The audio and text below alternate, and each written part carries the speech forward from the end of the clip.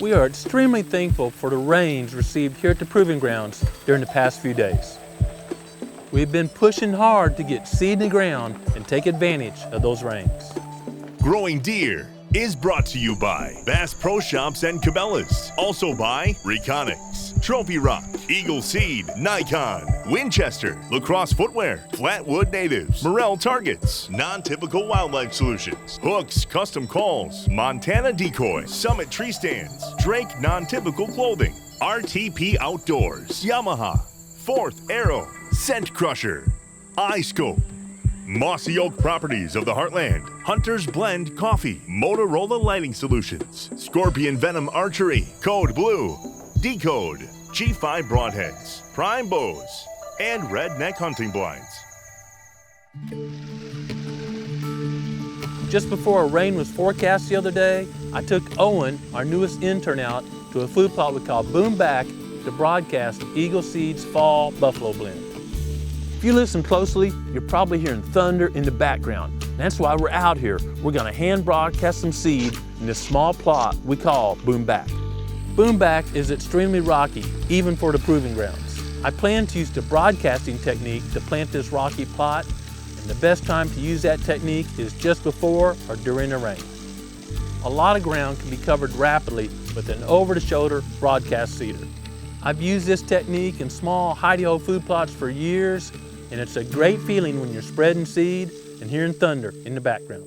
Y'all know I'm a big believer in wildlife biologists getting hands-on in the field experience. So Owen, we're gonna be broadcasting today. There's a rain coming. We're not gonna finish before it quits raining, and that's part of being a field biologist. It's one thing to read about such techniques, and it's another to experience the technique, not only planting, but stick around the project long enough to see the results, good or bad. Growing Deer internships are probably more like an apprenticeship. Think about apprenticeships back in the days when blacksmiths or other tradesmen would bring someone in and teach them to trade with hands-on experience, starting with simple tasks and working up. We do the same here in our internship program. We focus on boots on the ground and getting your fingers dirty, learning the technique, and just as importantly, seeing the result. I started the Growing Deer internship program as a way to pay back because I was an intern decades ago, and that opportunity helped launch my career. Hopefully, I can provide future wildlife biologists and land managers the same opportunity I had. Through the years, I've been blessed to work with 44 different young men and women through the internship program. I've stayed in touch with most of my interns, and I am thrilled that over 95% of them are currently employed in the wildlife profession. I am very proud of each of them. Owen's internship will last a year. Owen's fresh out of high school, wasn't interested in going to college, so the apprentice program is perfect for him. I'm sure you'll be seeing a lot of Owen during the next year. Most of our food plots are now planted, and due to the recent rains, they're looking great. Last week we shared drilling Eagle Seed's Fall Buffalo Blend into one of their experimental summer blends we had just terminated.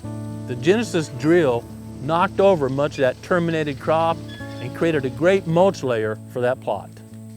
We're back in the food plot we call Clay Hill, and we're back here because we planted it 7 days ago, and already there's a great crop of Eagle Seed's Fall Buffalo Blend. We've had good rain, so I'm not surprised that the crop jumped out of ground so quickly. I am very pleased that given the slope of this field and all the rain we've had, there's not one sign of erosion. That's a big advantage of the Buffalo system. All the mulch on the ground does a great job of preventing erosion. By keeping the soil covered year-round with growing and terminated crops, it reduces the chance of wind and water erosion to almost zero. The mulch layer helps capture about 100% of the rain because there's no runoff, and it reduces the amount lost through evapotranspiration because it's got the soil covered. The result is there's more soil moisture available for a longer period of time to the growing crop. As the mulch slowly decomposes over time, it turns into soil. We've used the Buffalo system to literally build rich soil on top of our rocky ground. And I know of other folks that are using the same system to build rich soil on top of sandy soils or hard clay plots. The mulch is not only providing protection from erosion and keeping soil moisture in place, but it's ideal feed for earthworms and other beneficial critters that are outstanding at improving soil quality. I used to like earthworms for fishing, but now I like them even more as fertilized producing machines for each food plot. And a big advantage, they're free fertilizer. Being able to produce and hold more earthworms per acre means there's more worms to fracture hard pans, make tunnels so water easily infiltrates the soil and aerates the soil. Again, all for free.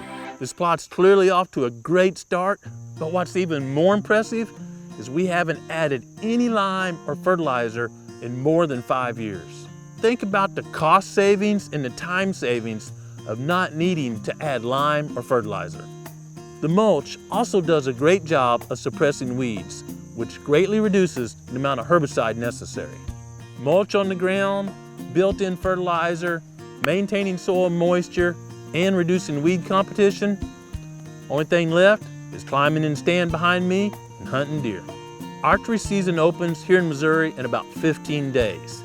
There's already enough forage in the field to be attracting deer, and by the time season opens, this plot should be green, lush, and very huntable. Y'all know I love planting blends, and one of many advantages of planting different forage varieties is they each have different root structures and capture different nutrients. Some plants have deep roots, some have shallow roots, some have wide fibrous roots. When you plant a blend, you kind of cover the whole soil profile. As these different forage varieties capture different nutrients from different depths in the soil, to pull them up in the plant, they're either consumed by deer or left to decompose and release those nutrients on top of the soil. Those nutrients are now located ideally for new plants with shallow roots. All these benefits of the buffalo system help produce nutrient-rich soil, which of course produces nutrient-rich plants, and those are consumed by deer, which makes healthier, larger deer. Louis is a buck that's one of the most impressive this year at the Proving Grounds. Throughout the summer, Louis has been frequenting a food plot we call Well House. Daniel recently scouted the Well House plot to see exactly where Louis is entering and what he does once he's in the plot.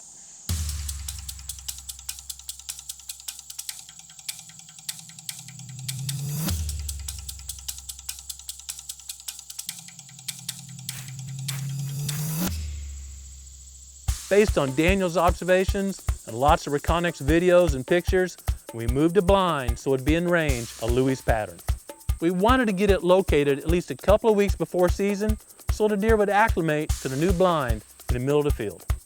We frequently have southeast winds during the early portion of Missouri's bow season, so we've got the blind set up where we can approach from the north.